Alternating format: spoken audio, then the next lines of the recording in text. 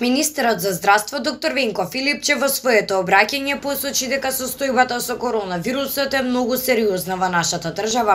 Официјално потенцираше дека сме навлезени во најавениот есенски бран за кој што се најавува дека ќе донесе црно ковид сценарио. Европа и светот постепено се затвораат со силни рестриктивни мерки кои е очигледно дека не може да ги избегне ниту една земја.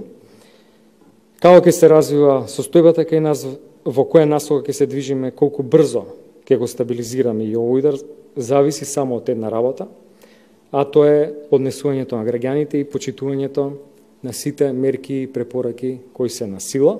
Министерот потенцираше дека здравствениот систем е подготвен да се бори со вирусот. Тој го најави планот за реорганизирање на болниците во нашата земја. Но ни треба и сериозна поддршка од граѓаните. Потребно одговорно и совесно однесување за да превенираме пренатрупување на болниците, тоа не смееме да го дозволиме. Сега е потребно разбирање, совесност, заедништво на наменувањето на период кој следи. За ова се подготвувавме, за ова информиравме со месеци наназад и сега е време сите максимално сериозно да пристапиме кон предстојниот период. Воопшто не е тешко и комплицирано да се следат основните правила за заштита.